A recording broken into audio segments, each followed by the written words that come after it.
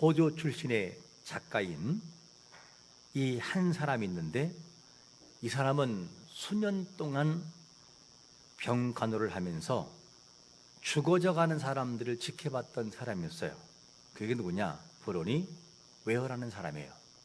이 사람이 이제 짧게는 3주, 길게는 12주 이런 사람들을 계속 간호하면서 그들을 이렇게 바라보니 마지막 죽음 앞에서 후회하는 5가지가 있더라는 거예요. 이것을 종합을 해보니까 소개하면 이런 것들이었어요. 남들의 기대에 부응하기 위해 진정한 나 자신으로 살지 못한 것을 후회했다, 이렇게 말해요. 왜 그러냐면 대부분 사람들이 남들에게 맞추다 보니까 자기의 꿈이 뭔지도 모르고 그렇게 살아가고 있더라는 거예요. 그런가 하면 직장 업무를 위해 몸바쳤던 시간들, 특별히 과거의 시간을 많이 후회했다. 왜 그러냐? 직장에서 너무 바쁘다 보니까 자녀들과의 대화, 사랑하는 배우자들과의 대화가 전혀 없었다. 이것이 너무 아쉬웠다. 그러면서 죽음을 맞이하고, 그리고 진심을 표현할 용기를 내지 못한 걸 후회했다는 거예요. 왜 그러냐? 사회생활을 위해서 자기 자신의 목소리를 내지 못하고 자신의 감정을 숨긴 채 살아가다 보니 속에서 혹병이 나가지고 이런 병이 왔다. 이것도 후회해야 한 모습이었어요. 너무나 바쁜 일상 속에서 친구들과 연락하지 못한 것도 후회하는 것이었고, 그리고 자신을 좀 더 행복하게 만들지 못한 것을 후회했다라고 하는 조사가 나온 것을 봤어요. 자, 그런데 우리는 여기서 이렇게 한번 질문해 볼 수 있어요. 만약에 우리의 시간이 하루밖에 안 남았다면 우리는 하루라는 시간 속에서 어떤 것을 후회할까? 우리의 이 땅에 살아가는 삶에 있어서의 영역에서 무엇을 후회할 것이며, 또 한 가지 신앙의 영역에서 하나님 앞에 가야 할 우리 인생들이 신앙적인 면에서는 어떤 것을 후회할까? 한번 생각을 해봤으면 좋겠어요. 오늘은 특별히 2021년도를 마무리하는 마지막 주일이에요. 이 마지막 주일에 우리 자신들을 한번 말씀을 통해서 살펴봐야 돼요. 그리고 부족한 게 뭐였는지, 그리고 22년도를 어떻게 준비해야 하나님이 기뻐하실 것인지, 이 부분을 우리가 정돈하고 가야 될 것입니다. 그럼 먼저 오늘 말씀의 배경, 전체적인 배경이 솔로몬의 시에, 즉 하나님의 깊은 사랑을 받은 솔로몬의 입술이 하나님께 감동돼서 남아있는 인생들에게 교훈하는 게 있어요.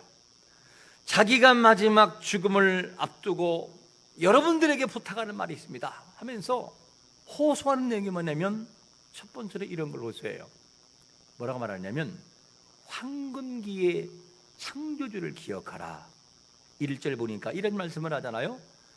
너는 청년의 때에 너의 창조주를 기억하라. 곧 곤고한 날에 이르기 전에 나는 아무 낙이 없다고 할 애들이 가깝기 전에 기억하라는 거예요. 자, 여기에서 모든 사람에게는 황금기의 시간에 주어지는데, 이 황금기를 본문에서는 뭘로 했냐? 청년 시절을 황금기로 봤어요. 청년의 시기. 청년의 시기에, 이 시기에는 뭐가 있느냐? 꿈이 있어요. 꿈. 내일의 희망이 있고, 그리고 설렘이 있어요. 저도 이 말씀을 기억하면서 준비하면서 청년이라는 딱 시절을 기억할 때 몇 세로 돌아갔냐? 자동으로 청년 그러니까 딱 25세로 돌아가더라고요. 생각이. 내가 25세 때 어떻게 했는가? 못할 것이 없다. 왜 못한다고 하느냐? 내일의 희망이 있고, 이렇게 살았으니까. 이 청년의 시절을 생각하면 그냥 마음이 설레는 마음이 들어요. 설레. 나도 모르는 사이에 설렘이 있었어요. 청년 시절을 지나 그 다음에 중년과 노년에 이런 분들도 이곳에는 많이 있어요. 그런데 누구에게나 청년 시절 황금기는 다가와요. 어린아이들도 언젠가는 청년의 시절이 오고, 우리들도 청년의 시절을 이미 경험한 사람들이고 또 경험하고 있는 사람들이에요. 이런 시절이 오는데, 근데 신기한 것은 뭐냐면, 청년의 때 곧 청년의 때에 너의 창조주를 기억하라 이렇게 말하는데, 신기한 것은 뭐냐면 청년의 때에 정말 하나님을 중심에 두고 살아간 사람들이 많지가 않다는 거예요. 청년 시절에. 왜? 내가 바쁘고 내 일이 중심이 되고 내 중심되다 보니까 하나님을 신뢰하는 중심이 바로 서 있는 사람들이 그리 많지 않다 하는 것이 뭐냐? 청년 시대의 특징이에요. 이 모습이죠. 이렇게 해서 청년 시절은 이런 시절인데, 그런데 이 청년들에게 경고하는 메시지가 있어요. 뭘 경고하느냐? 전도서 11장 9절에 보니까 이런 경고를 해요. 우리 한번 같이 읽어봅니다. 시작. 청년이여, 내 어린 때를 즐거워하며 내 청년의 딸들 마음에 기뻐하며 마음에 원하는 길들과 내 눈이 보는 대로 행하라. 그러나 하나님이 이 모든 일로 말미암아 너를 심판하실 줄 알라. 청년 시절 마음껏 살라는 거예요. 그런데 한 가지 조건이 있어요. 얘들아, 그런데 이 모든 일로 말미암아 너를 심판할 줄 알라는 거예요. 그러니까 마음껏 자유를 주되 그 자유가 하나님의 영광 가리는 것이 있다면 과감하게 정리해라, 이런 말을 하는 거죠. 그래서 청년 시절에 반드시 뭐가 있느냐? 마음껏 살아가지만 너희들의 마음속에 반드시 기억해라. 하나님의 심판이 있다고 하는 이 원칙을 잊지 않고 살아갈 것을 말씀하죠. 그래서 모든 것을 할 수 있지만 이 황금기 청년 시절은 뭘 기억하느냐? 심판을 기억하고 살라, 이렇게 말합니다. 청년의 때의 온전함과 청년의 때에 온전히 주님을 찬양하는 마음이 있다면 그것처럼 복은 없어요. 여러분, 청년의 시기에 내 중심으로 살아가는 청년 시기에 황금기에 하나님이 나를 만나주시고 내 인생을 이끌어가는 하나님의 인도하심을 경험하는 청년 되시기를 축원합니다. 그 마음이 있어야만 돼요. 한 가지에다가 하나님의 사랑이 마음속에 딱 젖는 순간 하나님께 영광을 돌리는 삶은 계속 이어져요. 그 청년 시절에. 이것이 뭐냐면 청년 시기에 창조주를 기억하는 것이 인생의 최고의 행복이에요. 이거를 꼭 잊지만 하는 거죠. 그런데 청년들이 하나님의 심판을 기억하면서 반드시 자기를 제어하고 자기를 통제하며 나가야 되는데, 이것은 무엇으로 가능하냐? 한 가지를 소개하고 있어요. 그게 뭐냐? 시편 기자는 시편 119편 9절은 뭐라고 말하냐면 이런 말씀을 하죠. 청년이 어떻게 깨끗한 마음으로 살 수 있겠습니까? 다만 무엇으로요? 주의 말씀을 따라 사는 길밖에 없습니다. 청년의 마음이 하나님의 영광 위해서 가장 쓰이기 위해서는 마음 중심에 하나님을 모시고 그분이 하시는 말씀을 따라 살아가면 최고의 아름다운 생애를 살 수 있다는 것이죠. 이 지혜를 주고 있어요. 그래서 하나님과 동행하고 말씀이 청년의 마음을 다스리면, 그 마음이 이끌어가면 진정한 승리를 많이 경험하는 역사가 있을 것도 믿으시기를 축원합니다. 그것이 뭐냐면 행복의 비결이라는 거죠. 이걸 말씀합니다. 억울한 일을 당한다, 그거 두려워할 거 없어요.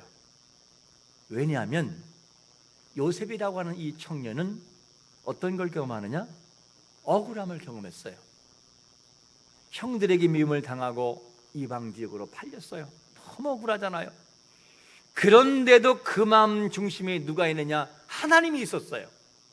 말씀이 떠나지 않고 말씀이 그의 마음을 비춰주니까 감옥이든 그게 어떤 토굴이든 억울함이든지 간에 겁날 것이 없었어요. 어떻게 되죠?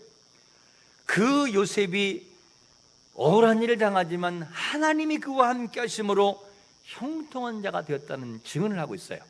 그러므로 젊은 시기에, 특별히 황금기 청년 시기에 하나님을 떠나지 않고 더 가까이 나가 그분이 나를 통하여 일하심을 매 분초마다 경험하는 자가 되시기를 축원합니다. 그게 행복이라는 거예요. 이것을 우리가 알아야 되고 가르치는 게 중요하죠.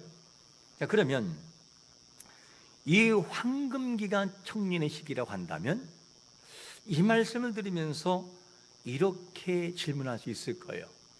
그러면 청년의 시기는 황금기고 중년, 이제 40대, 50대, 60대 가는 중년과 노년기는 뭐냐? 청년기가 황금기면 그러면 중년기는 은금기냐? 그러면 노년기는 동금기냐? 아니 철금기냐? 우리는 그러면 뭐냐? 황금기도 아니고 아무것도 아니냐? 이렇게 조금 불만 섞인 모습으로 우리 나이를 바라보고 평가할 수 있을 거예요. 그런데 잊지 말 것이 뭐냐면 이 청년기를 황금기로 표현하고 있으나 중년기와 노년기에도 황금기에 못지않은 삶을 살아갈 수 있다라고 하는 이 사실을 잊지 말아야 돼요. 이렇게 설명하면 혹시 쉬울까요? 청년기를 저는 말씀을 준비하면서 이렇게 표현해봤어요. 자, 사진 한 장 볼까요? 복숭아 푸릇푸릇 아직 다 익진 않았지만 저 복숭아의 맛은 아주 상큼한 맛과 함께 아삭아삭 씹히는 맛이 있어요. 저것도 복숭아의 맛이 있는 한 부분이지만 그렇다고 해서 꼭 저 맛만이 맛이냐? 아니에요. 또 이 중년기와 노년기에 있어서 그 아름다운 향취가 있어요. 사진 한번 볼까요? 저는 이렇게 표현하고 싶어요. 저건 복숭아인데 무슨 복숭아일까요?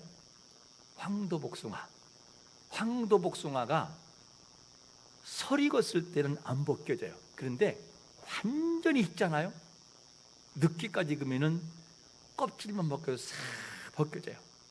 그리고 한 점 탁 물어뜨면 타고 먹으면 어때요? 물이 과즙이 쫙 나와요. 여기에다가 이 복숭아 밭에 가서 직접 익은 완전히 익은 복숭아를 아침에 먹으면 그 맛을 농사를 안 져본 사람들은 잘 못 느낍니다. 어느 정도의 맛인지. 이 내용을 바라보면 청년기를 황금기로 했다면 중년기와 노년기에 속한 우리 모두에게도 이런 아름다움의 향기와 함께 완전히 노숙하고 성숙하고 인생이 뭔지를 아는 인생의 황금기도 우리에게 있다는 거예요. 이 시기를 아름답게 보는 길이 뭐냐? 창조주를 기억한다. 다른 말을 말하면 그 하나님을 마음 중심에 진짜 모시고 그분을 고백하며 살아가는 삶이 되어질 때 후회함이 없는 삶을 살아갈 수 있음을 믿으시기를 축원합니다. 이 삶이 청년기인 바로 젊은 청년기와 인생의 정말 노련함과 많은 경험을 통해 나가는 그 인생의 중년과 황금기의 황금기의 이 모습도 우리 모두에게 아름다운 삶을 절기하면서 창조주를 기억하라. 이것이 최고의 길을 걷는 길이다 하는 걸 우리가 한번 봐야 되는 거죠. 그러면 왜 창조주를 꼭 기억해만 되느냐? 이유가 뭐냐라는 부분을 이렇게 말합니다. 두 번째는 뭐라고 말씀하냐면 곤고한 날이 이르기 때문이라는 거예요. 1절 중반절에 보니까 곤고한 날이 이르기 전에 뭐 하느냐? 창조주를 기억하라는 거예요. 곤고한 날. 그러면 젊은 사람에게도 반드시 곤고한 날이 찾아오고 그리고 이 중년과 노년기에도 곤고함이 찾아와요. 이제 후반기로 갈수록 곤고함이 찾아오는 것이 더 심해지는데 오늘 본문은 뭐라고 말하냐면 노년기가 되면 많이 불편할 것이다. 이거를 들어서 곤고함을 표현하는데 청년 시절의 활바람이 점점 줄어들고, 그리고 노년기가 되면 맛있던 음식도 맛이 없고, 그리고 그렇게 즐겁던 일도 즐겁지가 않고 곤감에 찾아오는 그런 날이 있을 것이다. 그걸 우리에게 소개해주고 있어요. 이런 면을 바라볼 때 어르신들이, 특별히 이곳에 연세가 지긋하신 장로님들, 권사님들이 젊은 청년들을 놓고 한번 인생담을 들려주는 것도 도움이 돼요. 내가 젊은 청년 시절에 이렇게 살아왔다. 그런데 중년은 지나 노년을 살고 이제 하나님께 가야 할 날이 얼마 남지는 모르지만 살아보니 이런 것들이 후회가 되더라. 젊은이들이요, 그대들이 이런 부분은 이렇게 살아가야 됩니다. 그래서 청년부에서도 한번 이렇게 연세가 지금 장로님들 한번 모시고 한번 인생 경험담을 들려주는 것도 굉장한 도움이 돼요. 이런 모습으로 곤감에 찾아오니 내가 이런 것이 후회가 되고 참 불편하더라, 이런 말 한번 들어보는 것도 도움이 됩니다. 곤고한 날이 이르는 그 날이 되면 어떤 일이 생기기 시작하느냐, 팔레스틴의 지역의 기후를 들어 설명해요. 출발이 그것이 뭐냐면, 팔레스틴의 기후에서 겨울은 우기, 비가 오는 날이에요. 비가 오는 계절인데, 비가 오면 갑자기 캄캄해지면서 날씨가 흐려지면서 해와 빛과 별들을 볼 수 없는 그런 시간들이 와요. 이와 같이 인생도 몸이 쇠약해지고 인생의 곤고한 날이 온다. 이 예를 들으면서 쭉 말씀하는데, 3절 중심으로 보면은 뭐냐면, 노년이 되면 몸이 약해지는 것을 집을 지키는 자가 몸에 떨릴 것이다, 이렇게 얘기를 하고, 그리고 또 뭐라고 말하냐면, 치아가 약해져서 음식을 잘 못 씹는 것을 맷돌질이 약해질 것이다, 맷돌질을 표현해요. 그리고 허리가 굽어지는 것을 또 표현하고, 그리고 그 외에도 조금만 높은 곳에 올라가면 겁이 난다, 이런 표현을 하고, 길을 걸어갈 때 넘어질까 봐 놀란다. 조심하는 그 모습을 노년기의 불편함으로 표현하고 있어요. 사람들은 나이에 따라서 나누는 대화가 달라요. 10대 어린아이들은 주로 무슨 얘기하느냐, 모이면 게임 얘기, 놀이 얘기를 해요. 그런데 청년 시절은 먹는 얘기를 또 많이 하고, 배우자, 어떤 사람이 누굴 만났대, 누군 어떻대, 이런 주제가 이루어지고, 그리고 아주 연세가 지긋하신 노년들은 또 대화가 완전 달라요. 어르신들을 보니까 이런 대화를 해요. 노예에서 목사님들이 모이면 연세가 지긋하신 노인분들은 이런 말해요. 아이고, 누구 세상 떠났다네. 아이고, 한 사람 갔구먼. 다음은 우리 차례야. 이런 얘기들을 어르신들이 하더라고요. 그 대화가 다른 거예요. 그 말은 무슨 말이죠? 너무 불편한 인생들 노년기에 온다는 거죠. 모든 사람에게는 곤감에 찾아와요. 반드시 찾아올 때가 있어요. 젊다 하여 시간이 멈추지 않고 노년이라고 해서 시간이 기다려주질 않아요. 그날은 반드시 오고야 말아요. 그래서 인생들을 향하여 창조주를 기억하되 최소한 언제까지 기억하느냐, 이때는 기억한다는 거죠. 7절을 한번 같이 읽어볼까요? 7절 시작. 육은 본래의 흙으로 돌아가고 영은 그것을 주신 하나님께 돌아가기 전에 너의 창조자를 기억하라. 야, 생각하는 말이잖아요. 영은 그걸 주신 하나님께 돌아가기 전에 반드시 기억하라는 거예요. 이거를 알지 못하면 인생의 삶을 아름답게 살 수가 없다는 것이죠. 우리가 잘 알고 있는 서양의 연극의 중에서 단 15분이라는 작품 많이 들어봤잖아요. 다시 한번 소개하면 뭐라고 합니까? 이 주인공이 나오는데, 주인공은 어려서부터 참 총명해서 박사과정을 수료하고 논문 심사를 해서 극찬을 받아요. 이제 학위만 받는 날만 기다리고 있는데 그 학위를 받는 날을 앞두고 정밀 검사를 받아보니 당신은 얼마 살지 못합니다. 시한부 인생에 대해서 이야기를 해요. 이렇게 해서 15분 중에 5분이 지나가 버려요. 5분이 지나가고 이제 10분 남았는데 그때 병상에 누워서 한 통의 첨부를 받잖아요. 억만장자인 당신의 삼촌이 방금 사망했습니다. 이제 당신이 이 모든 것을 이해받을 상속자입니다. 하지만 죽음 앞에 둔 그에게 아무런 의미가 없었어요. 그리고 5분이 지나가고 단 5분 남았어요. 5분 남겨놓고 그에게 박사학위 최고의 최우수 논문으로 얘기를 하고, 그리고 마지막 절망의 순간에 죽기 전에 여인으로부터 연락이 와요. 당신이 청혼한 그 여인이 승낙했으니 좋아하십시오. 그에게는 아무런 의미가 없었어요. 왜? 그에게 콘관 그날이 다가왔기 때문에. 그리고 15분의 인생에서 마지막 그는 죽음을 맞이합니다. 우리는 여기서 한번 이렇게 질문해 볼 필요가 있어요. 단 15분이라는 하나의 작품이 있다면 우리 인생들은 21년도에 1년이라는 작품을 주었어요. 우리에게 21년도를 주었는데 우리는 어떻게 지내왔는가? 2021년도를 우리에게 하나님이 주었어요. 그 주어진 21년도를 최선을 다하여 보냈는지, 아니면 21년도를 너무너무나도 의미 없이 보냈는지, 혹여 다양한 환경 때문에 생각과 믿음과 모든 것이 묶여서 한 것이 별로 없다고 한다면 우리 하나님 앞에 어떻게 말할 수 있을 것인가, 어떻게 설 수 있을 것인가를 한번 깊이 생각해 봐야 돼요. 우리가 이런 면을 바라보면서 마태복음 25장을 참고하지 않을 수 없어요.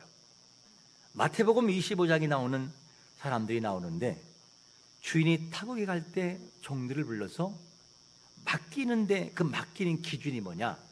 이 기준이에요. 바로 마태복음 25장 15절에 보니까 이런 기준이에요. 각각 그 멋대로요, 재능대로 한 사람에게는 5개, 2개, 1개를 맡겨요.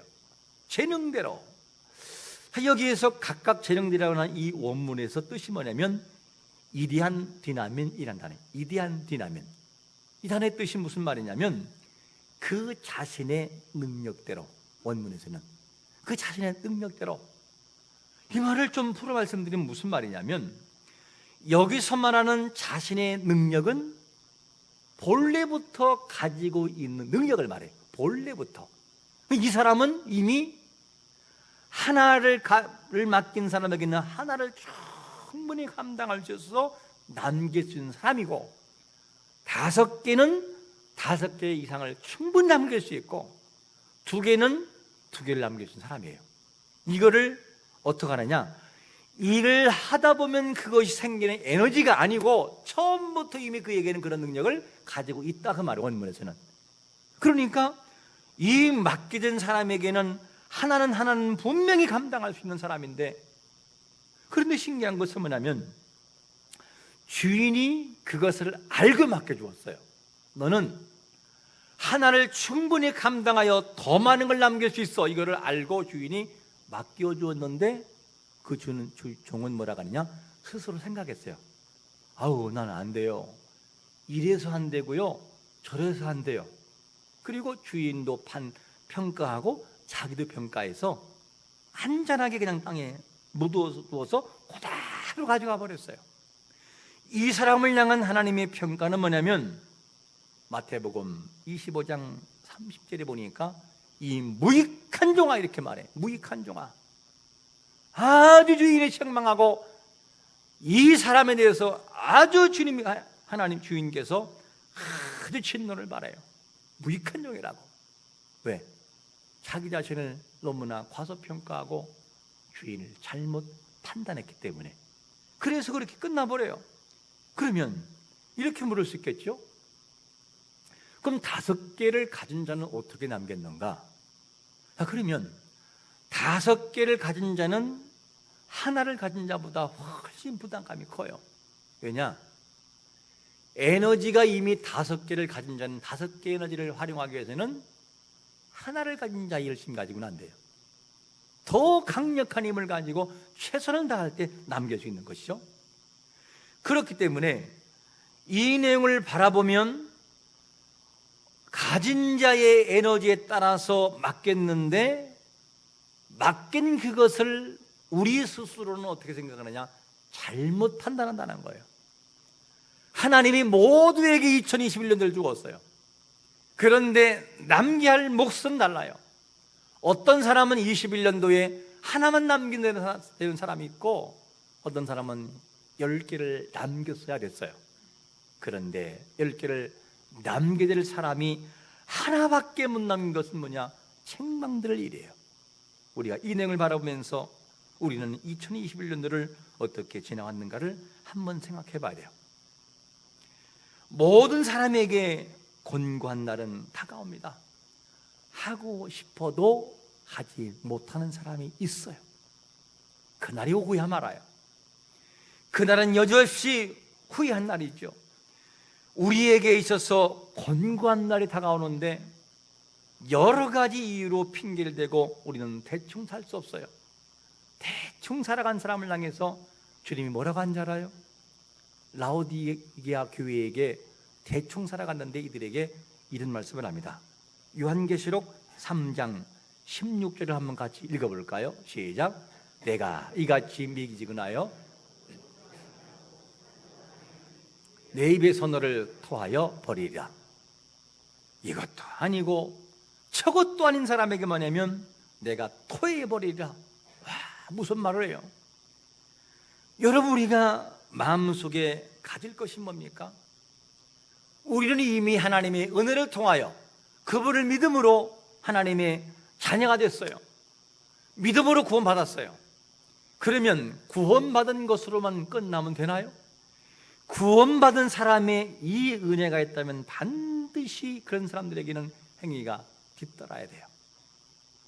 행위가 없는 믿음, 나는 구원받았다니까요. 그것을 위해 하나님이 진짜 구원 줬을까? 구원받은 자가의 삶이 있다면 반드시 뒤따를 것이 뭐냐면 행하는 삶이 있어야 돼요.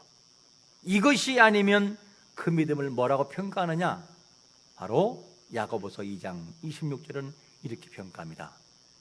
영혼 없는 몸이 죽은 것 같이 행함이 없는 믿음은 뭐라고요? 죽었다는 거예요. 옳지 않다는 거예요. 그러므로 우리의 삶 속에 나 믿음이 있어요, 나 구원받았어요, 나 은혜 안다니까요 라는 말로 끝난다면 그거는 참 부끄럽다는 거예요. 하나를 가진 자가 땅에 묻은 것과 같다는 거죠. 왜냐? 내가 원하는 건 그게 아니라는 거예요. 정말 은혜로 구원받았으면 너희 삶에서 나를 사랑하는 증표가 뭐냐? 너희 삶에서 믿음을 증명할 수 있는 행위는 뭐냐? 이거를 묻고 있다는 거죠. 그래서 로마서와 야고보서, 그리고 이 야고보서는 같이 가야 되는 거예요. 아, 믿음으로 구원받은 게 맞구나. 그런데 이 믿음이 삶의 모습에서 보여져야 되는 거구나 하는 것을 같이 양날을 놓고 갈 때 그 사람이 바른 신앙길을 걷는다는 것이죠. 여러분, 우리의 젊은 청년 시절 반드시 노년기가 오고 노년기 이후에 곤감에 찾아옵니다. 그리고 하나님 앞에 설 날이 옵니다. 그렇기 때문에 우리는 뭐가 되느냐? 창조주를 기억해야만 돼요. 이 창조주를 기억하지 못하고 인생을 함부로 살아가면 반드시 후회할 때가 찾아오고야 만다는 것이죠. 우리가 21년도를 마무리하면서 깊이 생각해야 돼요. 나는, 그리고 우리는 21년도를 어떻게 보냈는가? 혹여 이래서 못하고 저래서 못하고 이것 때문에 저것 때문에 왜 합당하잖아요 라는 말로 핑계했다면 그 사람이 한 달란트를 받은 자의 그 책망을 모면할 수는 없을 겁니다. 잊지 말 것은 실수가 반복돼서는 안 돼요. 21년도가 그렇게 살았다 할지라도 이 말씀을 중심으로 하여 22년도에는 새롭게 출발하기를 축원합니다. 그래야 하나님 앞에 아름답게 설 수가 있어요. 우리는 대충 살 인생들이 아니라니까요. 우리 한번 7절 말씀을 다 같이 읽어보고 정리합니다. 7절 시작. 육은 본래 흙으로 돌아가고 영은 그것을 주신 하나님께 돌아가기 전에 너의 창조주를 기억하라. 할렐루야. 이 창조자를 기억하심으로 하나님이 우리를 부르신 날이 오기 전에 창조주를 기억함으로 우리의 생애, 남은 생애가 최고의 날을 남기는 그런 생애를 살아가는 온 성도가 되시기를 예수 그리스도의 이름으로 축원합니다. 아멘.